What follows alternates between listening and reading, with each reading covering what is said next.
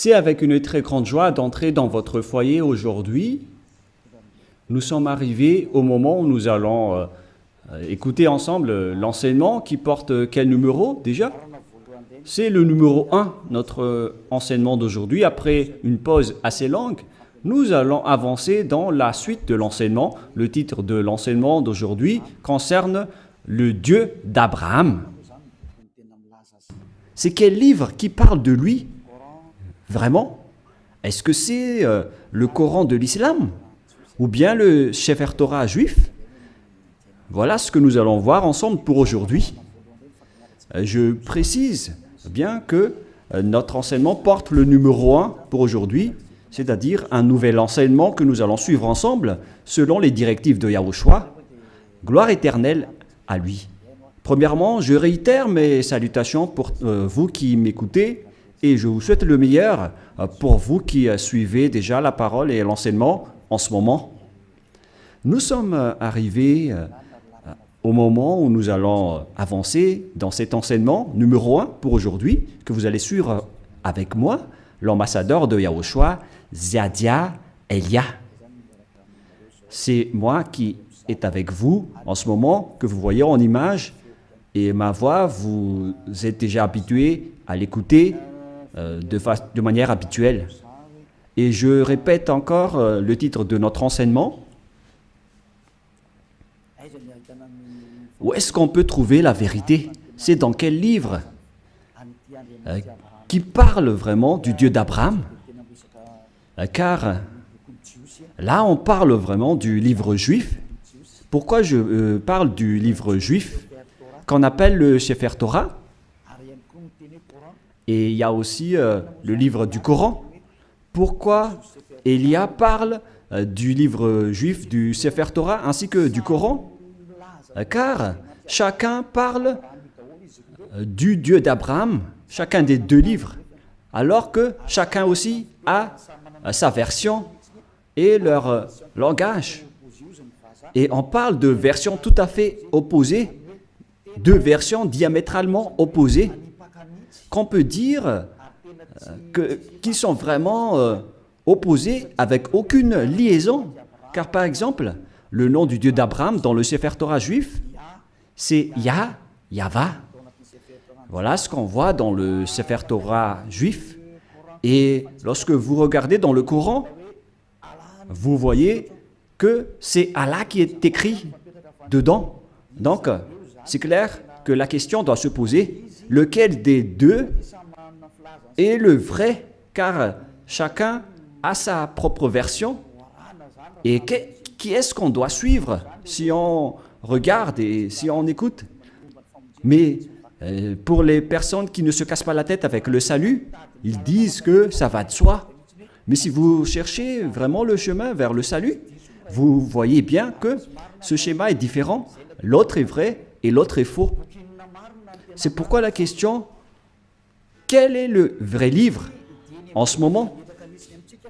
Car dès le commencement, je vais vous préciser, et en même temps, je regarde un peu les téléphones, ainsi que les applications, car je vais lire le Coran à travers une application. Et donc, nous allons d'abord voir que ils reconnaissent bien, quoi déjà? Ils reconnaissent bien l'existence de quoi déjà? Du Sefer Torah. Ils reconnaissent bien l'existence du Sefer Torah, le livre du Coran. Le livre du Sefer Torah, c'est le livre juif.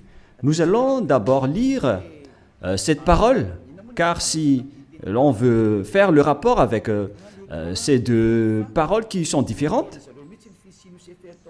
alors que le Coran reconnaît bien le Sefer Torah juif, le Sefer Torah appartient aux Juifs israéliens. Et le Coran précise bien qu'il reconnaît l'existence du Sefer Torah selon le livre du Coran, Ali Imran 3. Nous allons regarder ensemble Ali Imran 3. Et vous pouvez directement afficher, mais moi en même temps je vais rechercher un peu.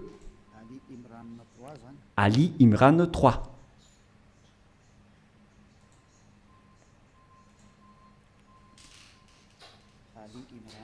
Ali Imran, que vous pouvez déjà afficher, car là, je l'ai retrouvé.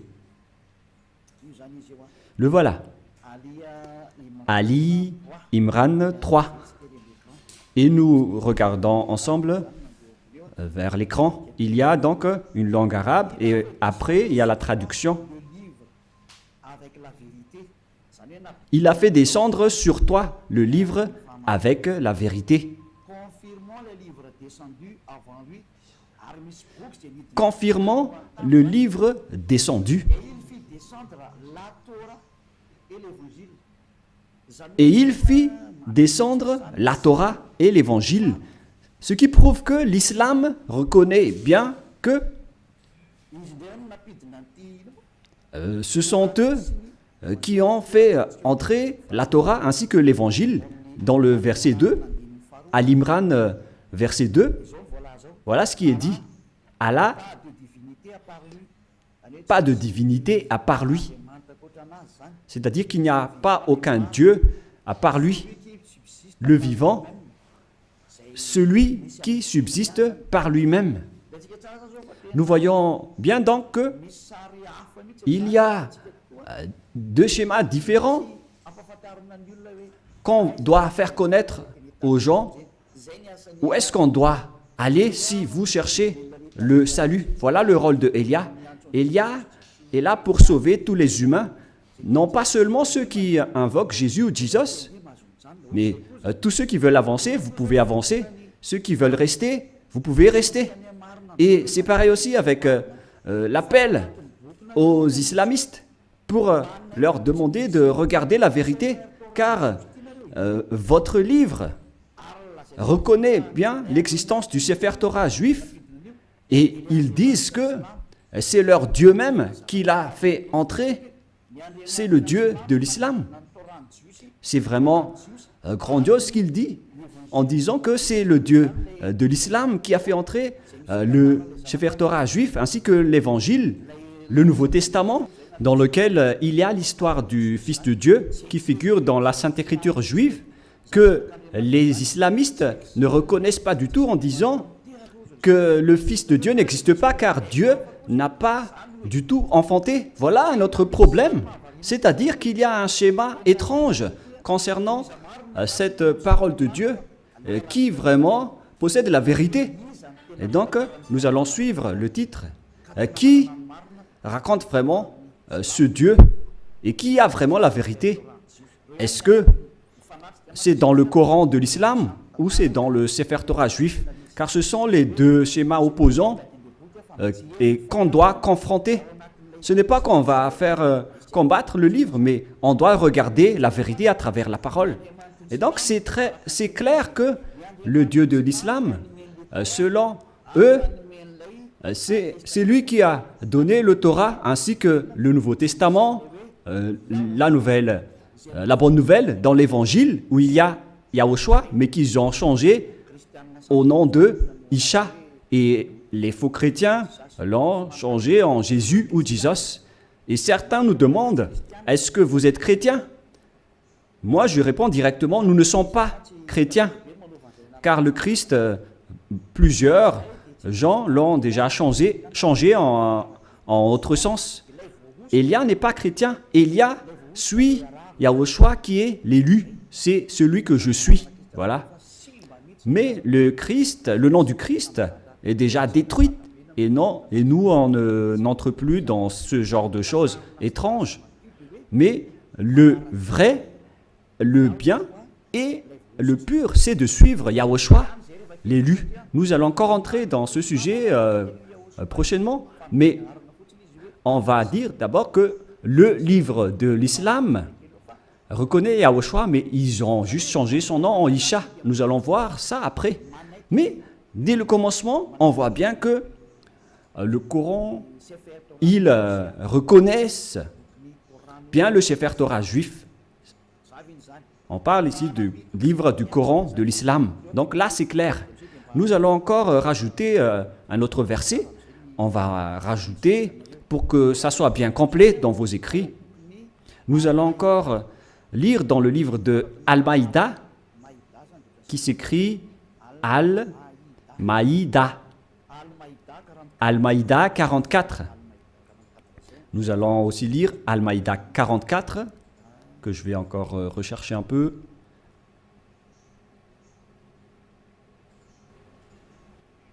Al-Maïda 44.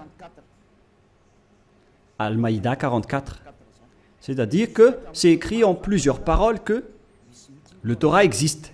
Mais comment te demanderaient-ils d'être leur juge quand ils ont avec eux la Torah dans laquelle se trouve le jugement d'Allah?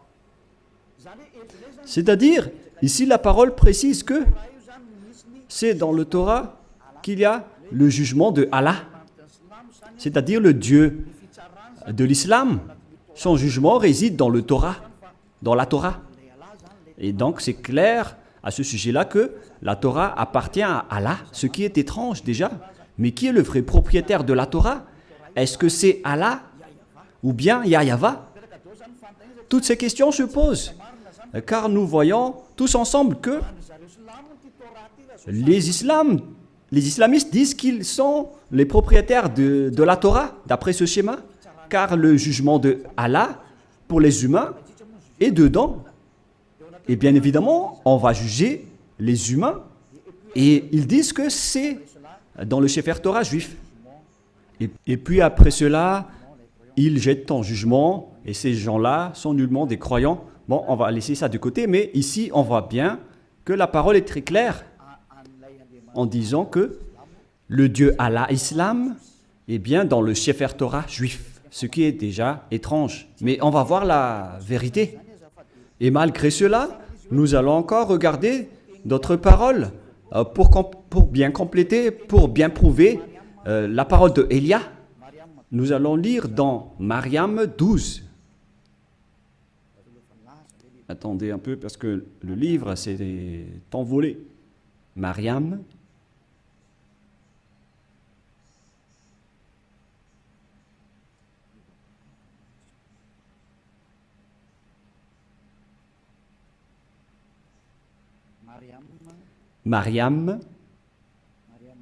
Mariam 12.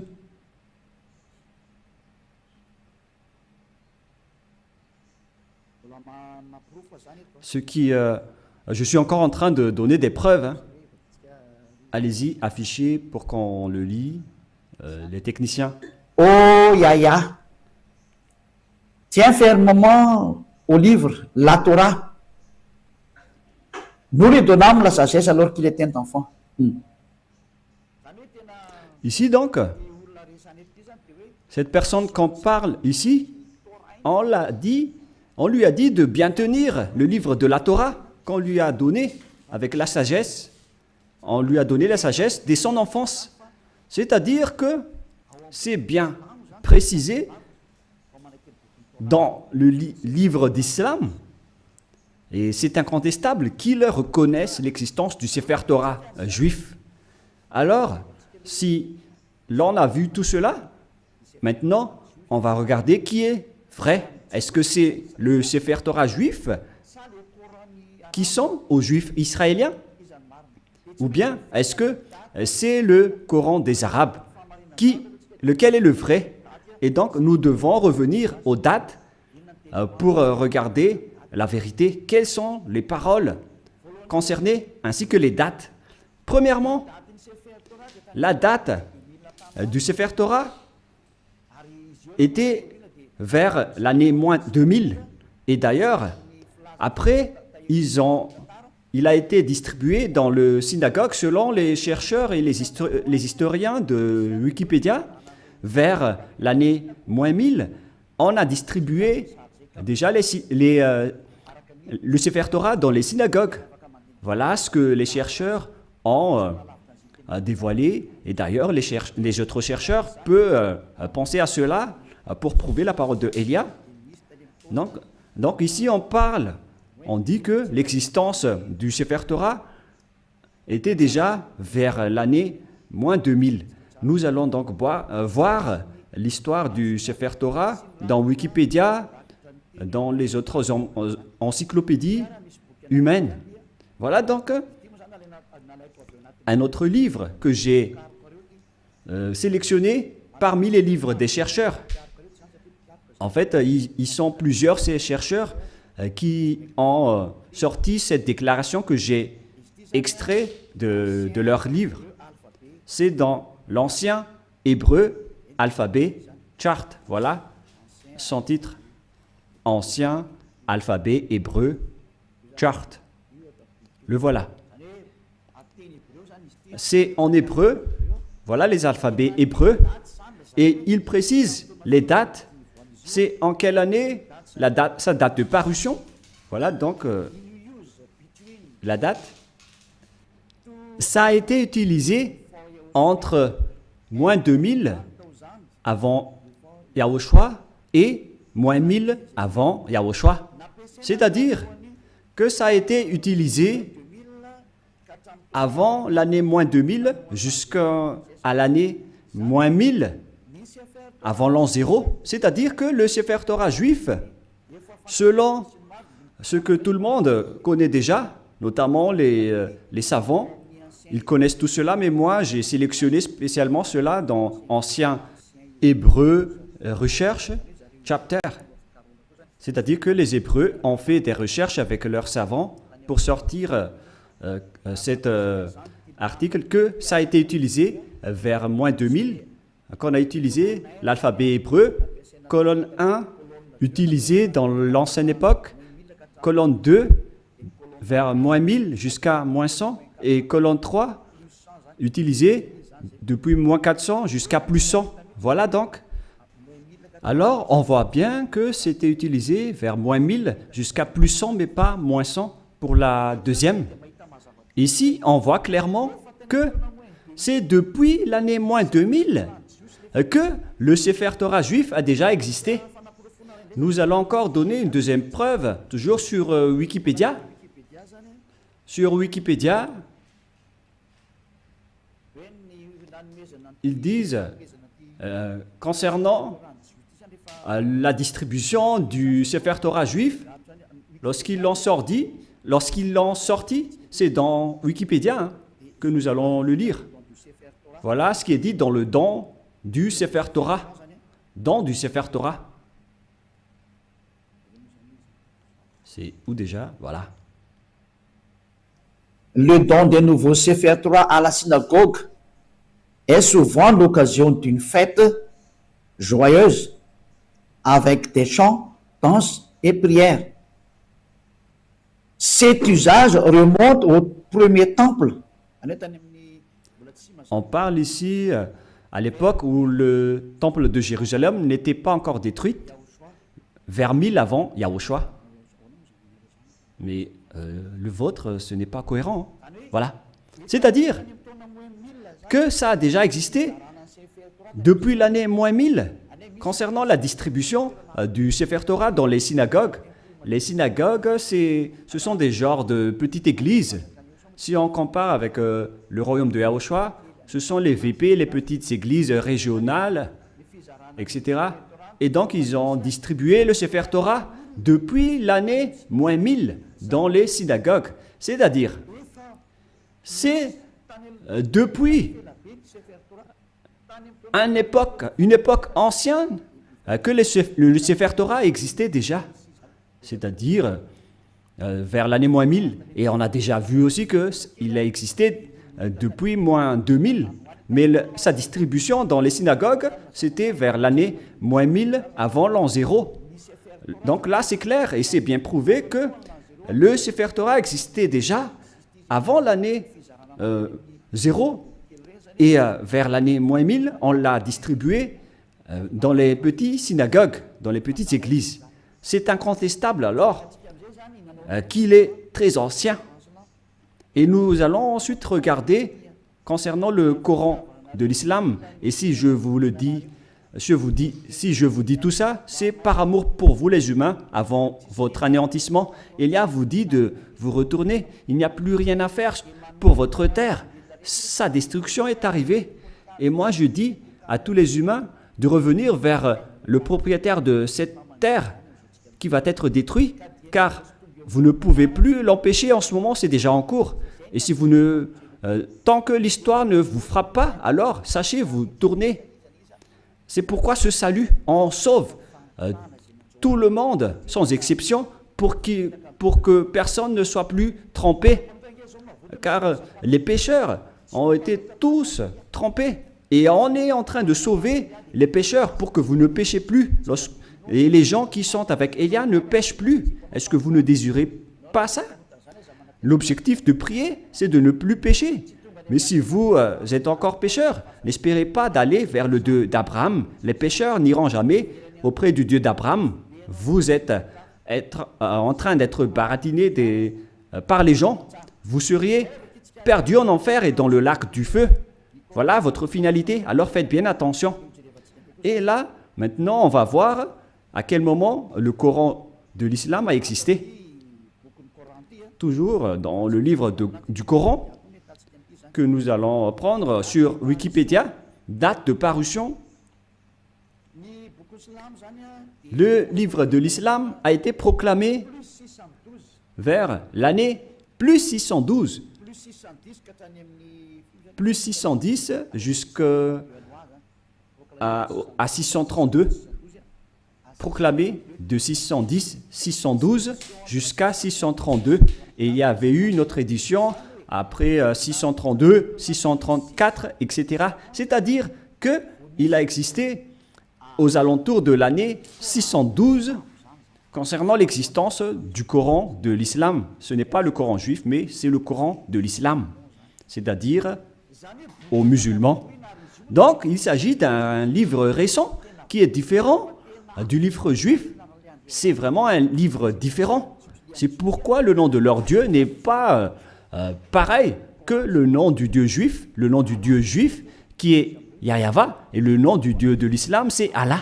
Alors, lequel on doit choisir?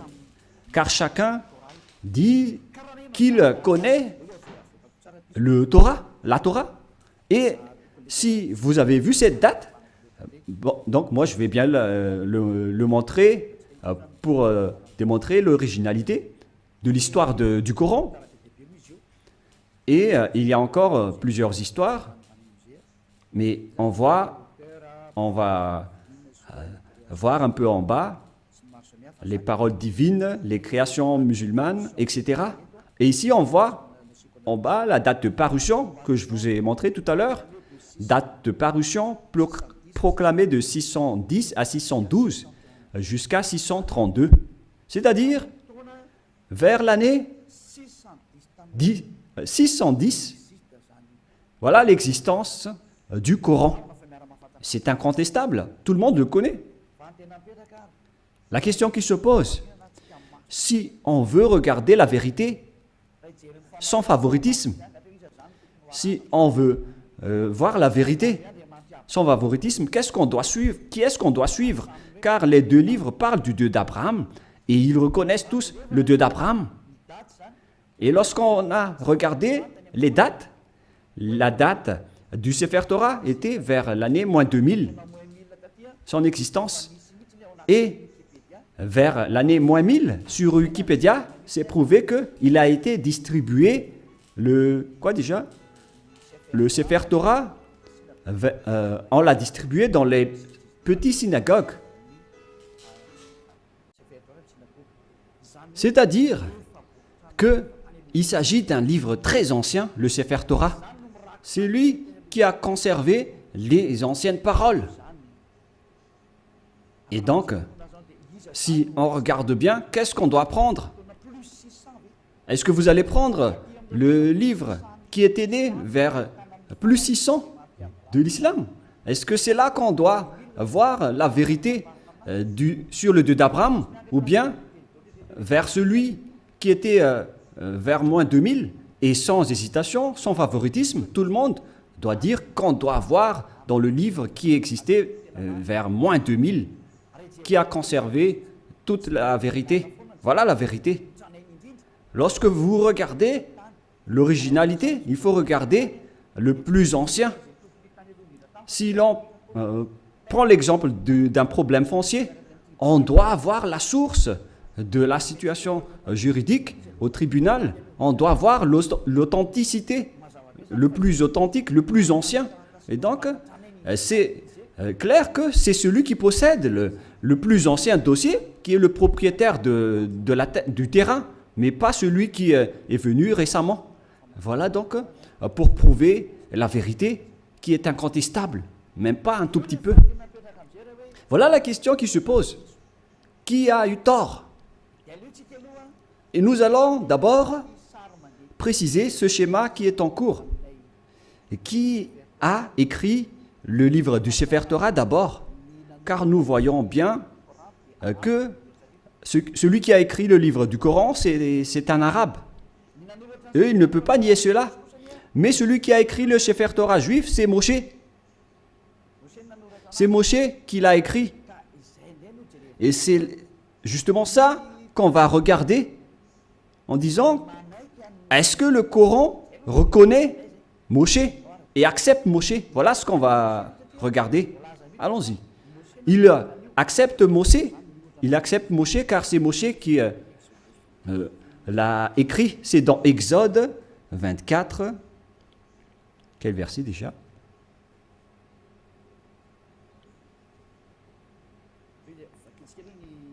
Nous allons d'abord lire sur Wikipédia. Nous allons lire sur Wikipédia concernant le livre de la Genèse pour voir qui l'a écrit. Nous allons lire le livre de la Genèse sur Wikipédia qui a été écrit par les chercheurs mondiaux. Donc le livre de la Genèse ainsi que les autres livres, qui les ont écrits? L'Exode, et etc. Le livre de la Genèse. Premier livre de la Bible, du Sefer Torah, car c'était des écrits récents, mais anciennement, son appellation juive, c'est le Sefer Torah. Et ça n'a pas changé ce nom juif, mais ce sont les autres nations qui l'ont changé en Bible. On parle ici du Sefer Bereshit, le commencement, ou la Genèse. L'auteur traditionnel, ils l'ont précisé ici que c'est Moïse qui l'a écrit. Et il y a aussi d'autres auteurs avec d'autres remarques concernant d'autres auteurs anonymes. Mais Moshe a donc regroupé les écrits et qui les a conservés dans un seul livre. La raison, c'est que Moshe a reçu l'ordre de les écrire et Moshe les a écrits. Nous allons lire cette histoire dans le livre du Sefer Torah juif, dans le livre d'Exode, chapitre 24. Moshe a eu la parole qu'il devait écrire les paroles de Yahweh. Exode, chapitre 24, verset 4. Ce qui veut dire que l'histoire du livre de la Genèse, de l'Exode, Lévitique, Nombre et Deutéronome, ce sont tous des livres écrits par le grand-père Moshe. Moshe écrivit toutes les paroles de Yahweh. Puis il se leva du bon matin, il bâtit un autel au pied de la montagne et dressa 12 pierres pour les 12 tribus d'Israël. C'est-à-dire que c'est Moshe qui a écrit le Sefer Torah.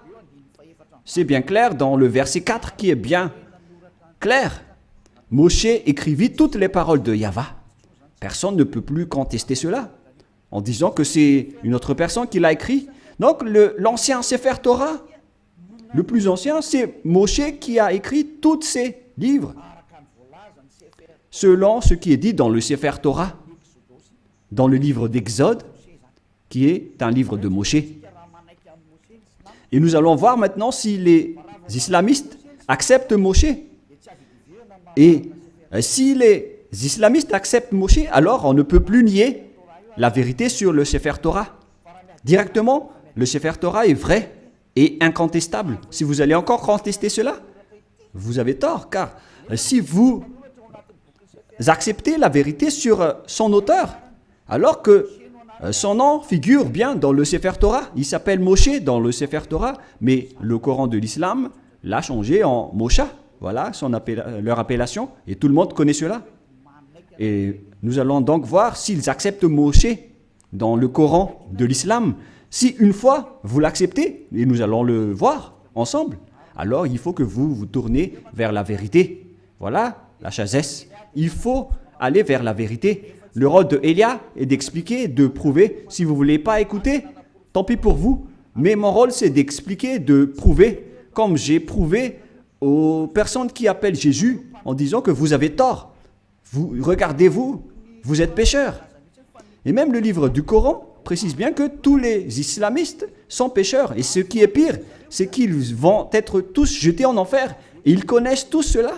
Et ils disent qu'on va les sélectionner petit à petit de l'enfer après. La question que je vous pose, par quel moyen vous allez quitter l'enfer? Car c'est écrit dans votre livre, ma venue, c'est de sauver les humains sans exception. Voilà le grand amour. C'est sauver tout le monde en tant qu'humain. Comment vous allez échapper à l'enfer? Par quelle solution? Et ne répondez pas bêtement. Il faut donner une vraie solution.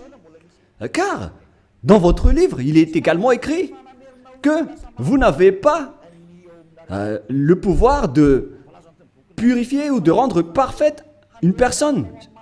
C'est écrit dans votre livre. Vous n'avez pas le pouvoir de changer une personne en une personne vraie et parfaite. Alors, comment vous allez échapper à l'enfer? La question qui se pose. Après votre mort, vous irez en enfer et comment vous allez quitter cette zone? C'est vraiment pire. Hein?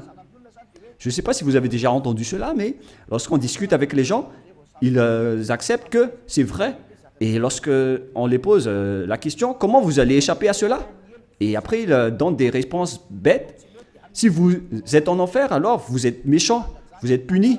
C'est là que les adultères, les voleurs, les idolâtres, ils vont être jetés en enfer et dans le lac de feu et de soufre.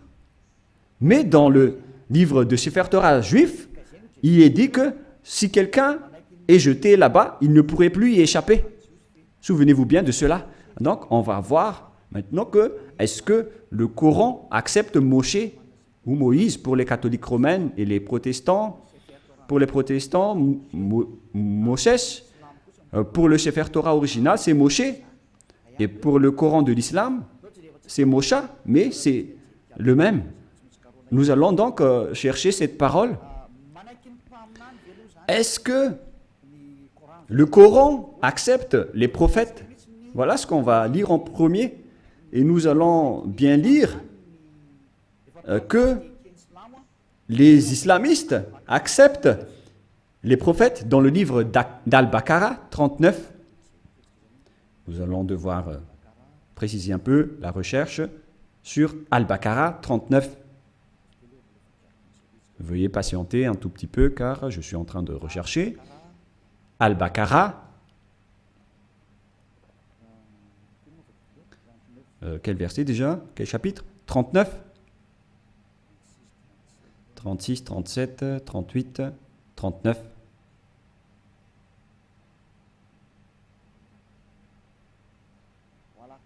Voilà. Al-Baqarah 39, le voilà.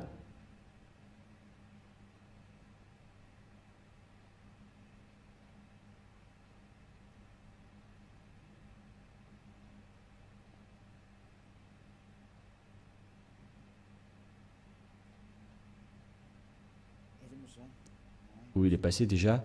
Voilà. Nous allons lire à partir du verset 38 et 39.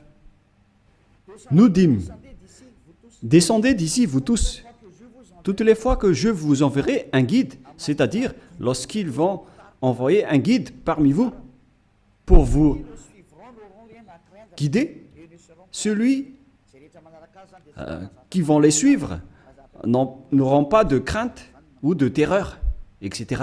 Voilà. Verset 39. Et ceux qui ne croient pas à nos messagers, quiconque ne croit pas à nos messagers, c'est-à-dire leurs prophètes, et traitent de mensonges nos révélations.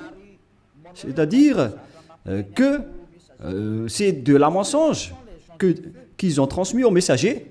Ce sont des gens du feu, ceux qui contredisent nos prophètes, où ils demeureront éternellement. Donc, s'ils n'acceptent pas les prophètes, la parole des prophètes, vous allez être mort en enfer à jamais. C'est-à-dire qu'on doit accepter les paroles des prophètes. Alors, on sait bien tous qu'il n'y a pas de prophète plus ancien que Moshe, notamment en termes de prophète israélien. Et nous allons voir à propos de ce schéma. Voilà, premièrement. Et nous allons encore regarder dans Al-Baqarah 98. Al-Baqarah 98, qu'est-ce qui est dit ici? Nous allons avancer petit à petit. Voilà. Al-Baqarah 98. Al-Baqarah, voilà. 98. Dit, quiconque est ennemi d'Allah, il s'agit de leur Dieu, de ses anges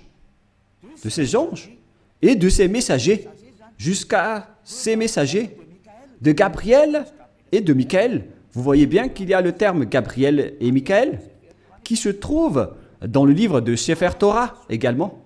Allah sera son ennemi, c'est-à-dire que Allah sera leur ennemi, car Allah, le Dieu de l'islam, il est l'ennemi des infidèles. C'est-à-dire, on doit accepter les paroles des messagers ou des prophètes, sinon vous serez un ennemi de ce Dieu. C'est clair alors qu'on va voir que est-ce que Moshe est un prophète dans le livre du Coran? Mais si Moshe est un prophète, alors les paroles de Moshe doivent être acceptées par les islamistes, car Moshe est le premier prophète. Et eux, ils reconnaissent le livre de la Torah. Et Moshe se trouve dans la Torah et pas ailleurs. Nous allons également voir une autre parole, toujours dans Al-Baqarah, mais dans le chapitre 253. C'est un peu loin, ce chapitre 253. C'est encore loin.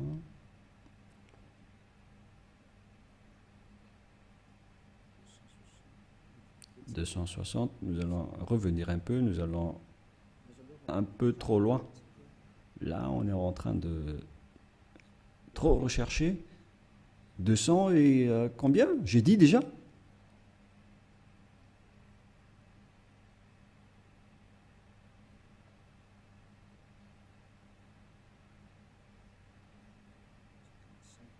55, 54, 53, voilà. Écoutez bien ceci. Parmi ces messagers, nous avons favorisé certains par rapport à d'autres. Il en est à qui Allah a parlé. C'est-à-dire, parmi les prophètes et les messagers, il y a des hauts gradés par rapport aux autres.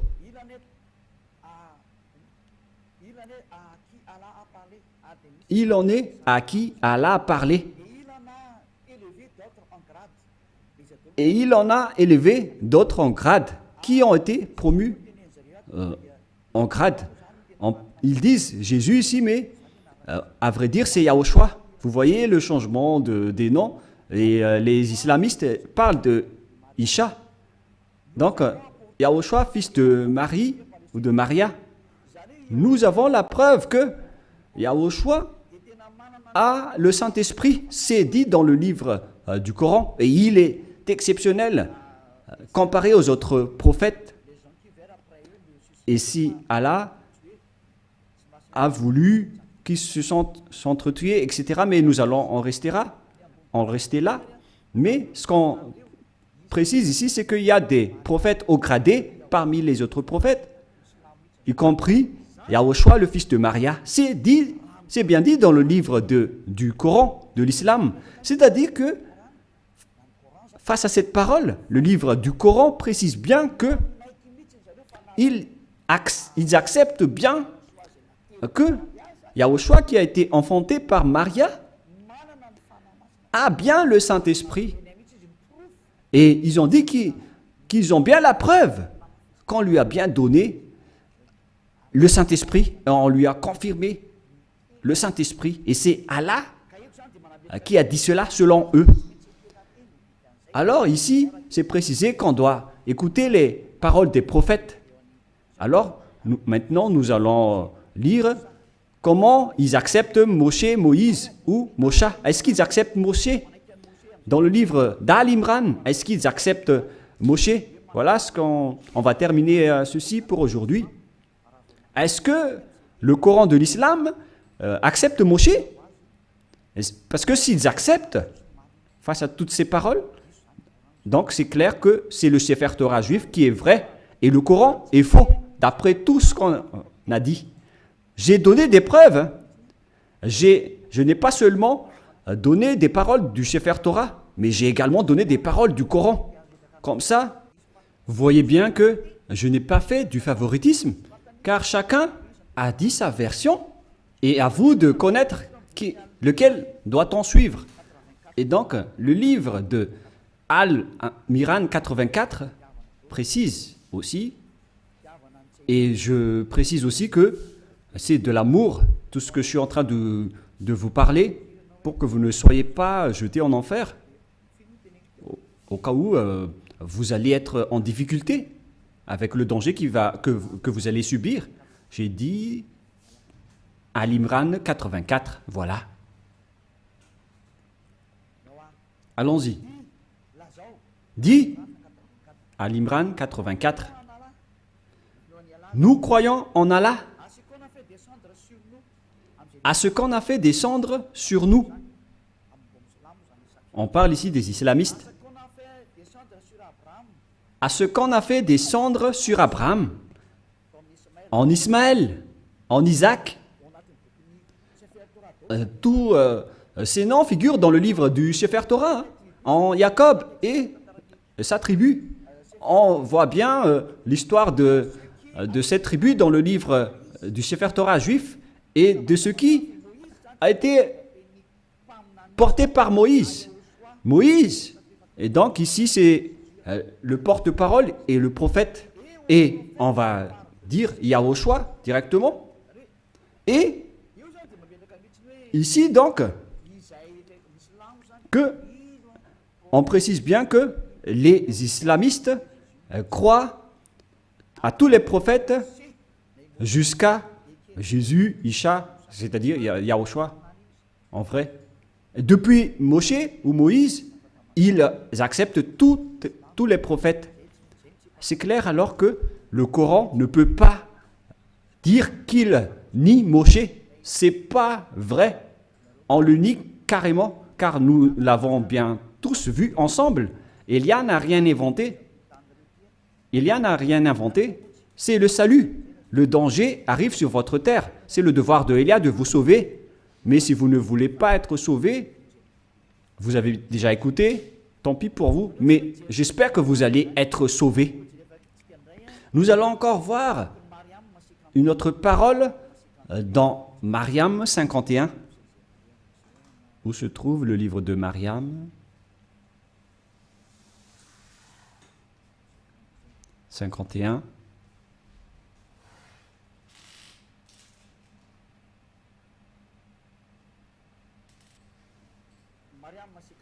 Mariam 51. Et mentionne dans le livre de Moïse ou Moshe, c'était vraiment un élu. Et c'était un messager. Et un prophète.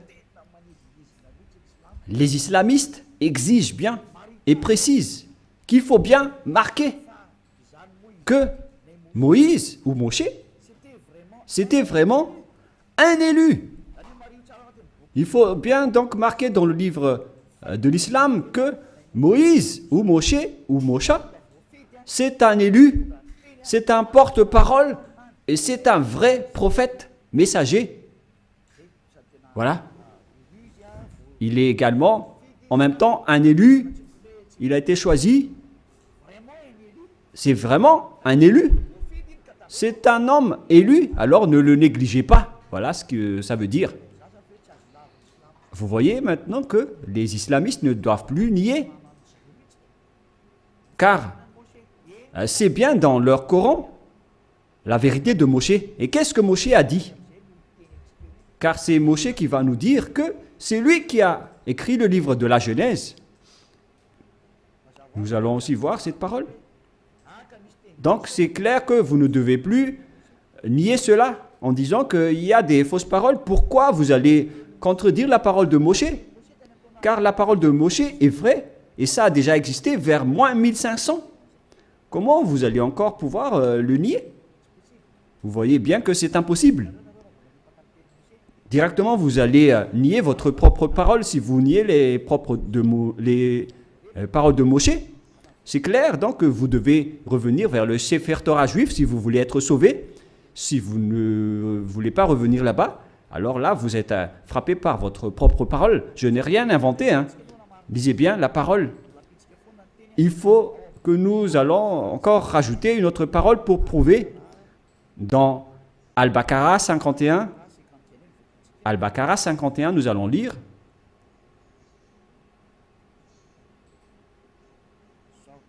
Voilà. Al-Baqarah 51. Et rappelez-vous, lorsque nous donnâmes rendez-vous à Moïse pendant 48 Et rappelez-vous que lorsque nous avons donné rendez-vous à Moshe pendant 40 nuits, lorsqu'il était allé sur la montagne, puis en son absence, vous avez pris le veau. Il se tourne ici vers les Israéliens que, en l'absence de Moshe, vous avez pris le veau pour idole, c'est-à-dire un statut idole, et vous étiez injuste à l'égard de vous-même en adorant autre qu'Allah.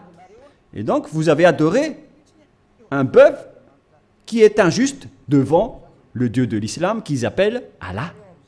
Vous voyez bien qu'on parle ici d'un sujet juif.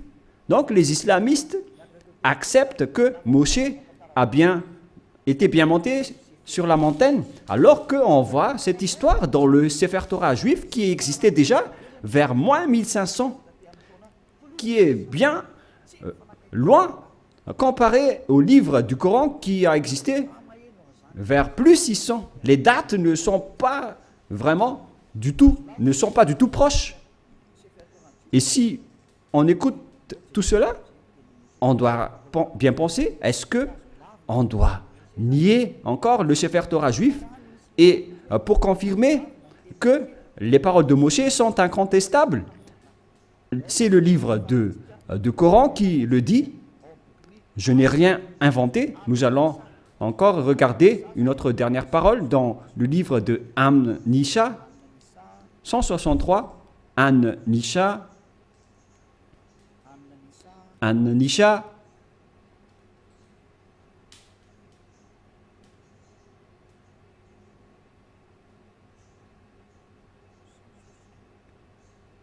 162.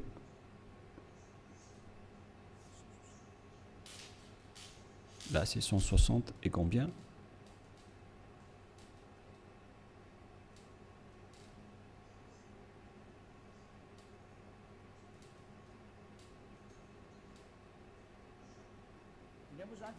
Ici, donc, tous les prophètes sont concernés. Nous t'avons fait une révélation. Comme film à Noé, nous t'avons fait une révélation, comme à l'époque de Noé. Noé, on sait tous qu'il existe dans le Sefer Torah juif, à tous les prophètes, nous allons faire une révélation en Abraham, en Ismaël, à Isaac, en Jacob, ainsi à toutes les tribus, jusqu'à Yahushua, Job, Jonah, Aaron, jusqu'à Solomon. Et nous avons donné le Zabour à David. Le Zabour, c'est le livre de psaumes. C'est-à-dire que même le Coran de l'islam reconnaissent et acceptent le Zabour ou psaume. Z-A-B-O-U-R. Les islamistes acceptent le livre de Solomon, le livre d'Aaron, le livre de Jonas, prophète, le livre de Job, le livre de Yahushua. Alors que toutes ces histoires, on les voit dans le Sefer Torah juif vers l'année moins 2000, jusqu'à moins 1500. On a vu jusqu'à moins 1000. On a vu toute cette histoire. Donc, le Coran de l'islam accepte le Sefer Torah juif. Qu'est-ce qui est dit par le grand prophète dedans? L'élu qui n'est autre que Moshe. Moshe a dit que c'est moi qui ai écrit le livre du Sefer Torah. Et nous allons revenir à ce que je vous ai donné tout à l'heure dans Exode 24, 4. Moshe dit ici dans Exode 24, 4. Moshe écrivit toutes les paroles de Yahva. Celui qui est invoqué par Moshe dans le Sefer Torah, c'est Yahva, mais pas Allah. Voilà une première erreur. Car Moshe existait déjà vers l'année 1500, qui est déjà très ancien. Je n'ai pas encore donné la date de naissance et d'apparition de Moshe. Et dans ce livre, tout le monde le connaît. Ce n'est pas une nouvelle chose pour vous. Voilà donc l'histoire de Moshe, le Moïse historique comme titre. On parle de l'histoire de Moshe selon les chercheurs. Par conséquent, nous allons lire directement. Moïse, selon la Torah, a vécu 120 ans. Serait né en 1560 avant l'ère commune et serait mort en 1440, c'est-à-dire vers l'année moins 1500 que Moshe a existé selon l'histoire des chercheurs. Nous n'allons pas chercher et approfondir à ce sujet, mais si on va faire la recherche, on va trouver cette date de moins 1500. Et si vous allez dire, est-ce que vous avez déjà fait la recherche? Oui, mais c'est une longue histoire que nous n'allons plus y revenir. Mais là, on voit bien que Moshe était déjà né avant tous les prophètes arabes, car selon eux, c'est dans le Sefer Torah que tout a été dit. Et le Sefer Torah a été écrit par Moshe. Et lorsque Moshe l'a écrit, il a dit, vous ne pouvez pas ajouter ou retrancher les paroles. Faites attention car ce sont les ordonnances de votre Dieu, le Dieu des Juifs. Et le Dieu de Moshe, il a bien expliqué que le Dieu de Moshe, vers moins 1500, et le Dieu d'Abraham, vers moins 2000, c'est bien clair que leur Dieu, c'est Yahva, qui est écrit dans le Sefer Torah. Nous allons donc lire la parole de Dieu, la parole de Moshe, dans le Sefer Torah juif, qui a dit qu'il ne faut pas ajouter ou retrancher les paroles. Deutéronome 4.2, c'est un livre de Moshe. Et Moshe est l'élu, le prophète et le messager. Alors il ne faut pas s'opposer aux paroles de Moshe. Nous allons lire Deutéronome 4, Deutéronome chapitre 4, excusez-moi, versets 1 et 2. Maintenant, Israël, écoute les lois et les ordonnances que je vous enseigne. Mettez-les-en en pratique. On a fait porter la parole à Moshe, venant du cher père Yahva. Israël, écoute les lois et les ordonnances que je vous enseigne, mettez-les-en en pratique afin que vous viviez et que vous entriez en possession du pays que vous donne Yahva, le Dieu de vos pères. Alors il faut que Israël suit cette parole. Le Dieu d'Israël, donc c'est un Dieu des Juifs, mais pas des Arabes. la parole est réservée aux Israéliens, ainsi qu'à ceux qui veulent être sauvés. Et si vous voulez être sauvés, rapprochez-vous du Dieu d'Abraham dans le Sefer Torah juif, écrit par Moshe. Et le nom du Dieu de Moshe, c'est Yahva, que je vais faire sortir après. D'ailleurs, il est déjà écrit, que vous pouvez le voir en ce moment. Verset 2, qu'est-ce qui est dit? Vous n'ajouterez rien à ce que je vous prescris, selon le Dieu d'Abraham. Le Dieu d'Abraham qui a discuté avec Moshe, et qui l'a ordonné. Et après, Moshe a dit, dans le Sefer Torah, que les islamistes acceptent l'existence. Le Sefer Torah précise bien que vous devez observer les lois de Yahva, votre Dieu. Et donc, vous n'ajouterez rien. Et vous n'en retranchez rien aux paroles. Voilà ce qui est dit par le Dieu de Moshe. C'est-à-dire que toutes les paroles écrites par Moshe depuis le livre de la Genèse. Et après, il a organisé l'écriture jusqu'à la fin du livre de Deutéronome. Les paroles de Moshe sont bien directes. Vous n'ajouterez rien et vous n'en retranchez rien. Alors, vous ne pouvez pas dire que c'est un livre ancien et obsolète qu'on ne doit plus écouter, ou que c'est un ancien prophète qu'on ne doit plus écouter. Sachez qu'il est interdit par la parole du Dieu qui a discuté avec Moshe dans le Sefer Torah juif. Il a dit, ne rajoutez rien et ne retranchez rien. Donc, tous ceux qui ont changé le Sefer Torah juif ont tous tort. Ceux qui ont changé ce livre sont coupables devant ce Dieu de Moshe, car il ne faut rien rajouter ou retrancher aux paroles. Alors que chacun réfléchisse. Qui a fait l'erreur? Qui a fait la faute? Ce n'est pas du tout Élia. Je vous ai donné la preuve. Et que chacun regarde et lit et écoute qui a eu tort. Et si les jugements se déroulent parfaitement, on a tous vu que celui qui a changé le Sefer Torah juif aura tort. Car c'est Moshe qui a précisé qu'on ne peut ni rajouter ni retrancher les paroles qui sont dedans. Car ce sont les lois de Dieu, les lois de Yahva qui a envoyé Moshe vers l'année 1500. Il est le plus ancien des prophètes. Et il a écrit le Sefer Torah directement.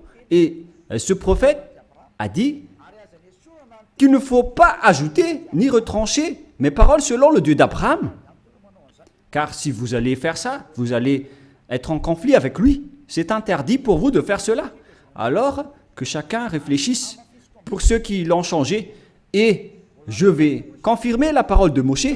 Moshe a encore dit que vous devez uniquement écouter les paroles des prophètes israéliens. C'est également ces paroles. Alors que chacun réfléchisse face à tout cela, qu'est-ce qui se passe sur cette terre? Pensez-y, prenez une décision pour ceux qui vont être sauvés. Rapprochez-vous du Dieu d'Abraham, celui qui a envoyé Moshe. Son nom c'est Yahva. Alors revenez vers le Sefer Torah juif. Voilà la seule sagesse. Voilà ce que le Dieu de Moshe a dit dans Deutéronome 18, pour terminer.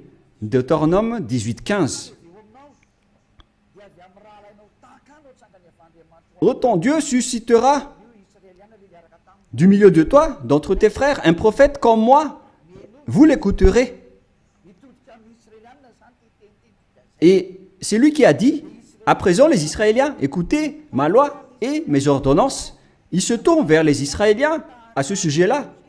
Tu susciteras du milieu de toi, d'entre tes frères, un prophète comme moi, et vous l'écouterez. Vous ne pouvez pas écouter d'autres prophètes à part les prophètes israéliens. Si vous écoutez d'autres prophètes, alors c'est injuste. Quels que soient les autres prophètes, c'est Moshe qui le nie. Et c'est le Dieu de Moshe qui l'a dit. Et c'est le Dieu Yahva qui a envoyé Moshe, le prophète, qui a dit que vous ne devez écouter que les prophètes israéliens. Pour terminer, nous allons lire le verset 18 et 19.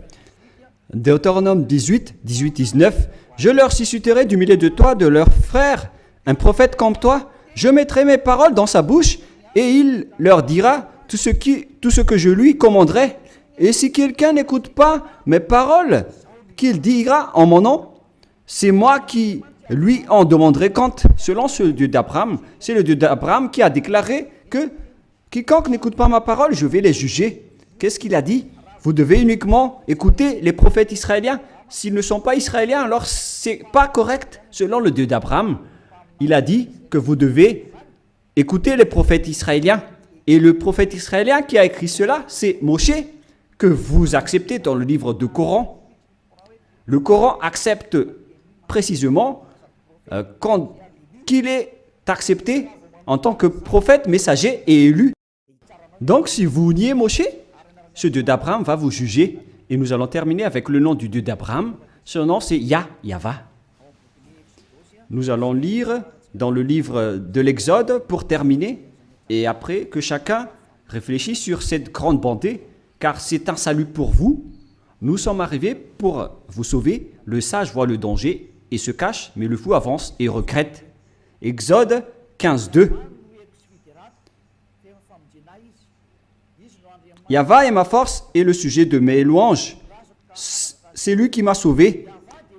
Il est mon Dieu, je le célébrerai. Il est le Dieu de mon Père. Je l'exalterai. Yahva est un vaillant guerrier. Yahva est son nom. Donc, le nom de ce Dieu dans le Sefer Torah, c'est Yahva. D'ailleurs, nous avons le Sefer Torah que nous allons montrer pour terminer dans Exode 15:2.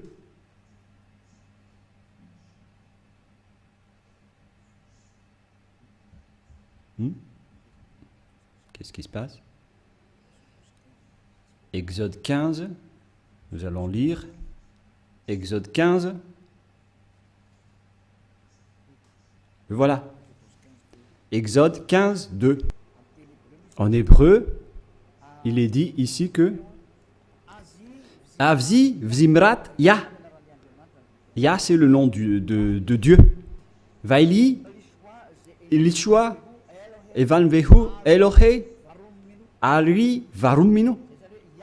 C'est Yah qui est son nom depuis le début. Et deuxièmement, Yahva, Ishmishchama, Yahva Shmo.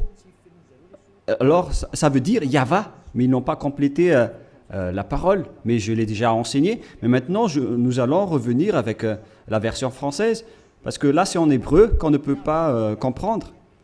C'est dans Exode 15:3. Yahva est un vaillant guerrier. Yahva est son nom. Et le nom du Dieu invoqué par Abraham et par Moshe dans le Sefer Torah juif que le Coran accepte, qui existait vers moins 2000 et moins 1500. Il précise que le nom de ce Dieu d'Abraham qu'ils ont appelé à eux deux, Abraham et Moshe, le nom de ce Dieu, c'est Yahva. Et donc, si vous ne suivez pas cela, imaginez et pensez que vous avez fait une grosse erreur. Si vous mourrez dans cette situation, vous irez en enfer. Écoutez ma parole, c'est de l'amour, ce n'est pas de la diffamation, c'est de la preuve pour la parole. Le sage voit le danger et se cache, mais le fou avance et le regrette. J'espère que vous tous qui m'avez écouté, vous allez vous tourner vers la vérité, le Dieu d'Abraham, le Dieu de Moshe qui est incontestable. Suivez Yahva, suivez Yahushua. Écoutez la parole du Dieu d'Abraham dans le Sefer Torah juif pour votre sagesse. Nous allons prier ensemble. Merci infiniment, Père Yahva, pour toutes ces paroles. J'ai fait connaître à tout le monde entier ta vérité. Je les ai donné la preuve concernant ta vérité, ainsi que l'injustice que les gens ont pratiquée jusqu'à maintenant. Et il y a te demande d'ouvrir la raison des gens pour qu'ils se repentissent et pour être guéris. Montre-nous ta gloire et ta bonté, Père Yahva, car c'est le moment de donner la vérité. C'est la dernière heure, le dernier moment pour faire revenir la raison des gens, pour se tourner vers toi. Le sage voit le danger et se cache, mais le fou avance et le regrette. Père Yahva, la gloire éternelle est uniquement à toi. On va faire revenir vers toi ta gloire, ton respect et ta vérité. Voilà la mission que tu as confiée à Elia. Gloire éternelle à toi, Père Yahva. Et au nom de toi, Yahushua. Alléluia. Amen. Je vous souhaite à tous d'être bénis par Yahushua et à notre prochain rendez-vous. Au revoir.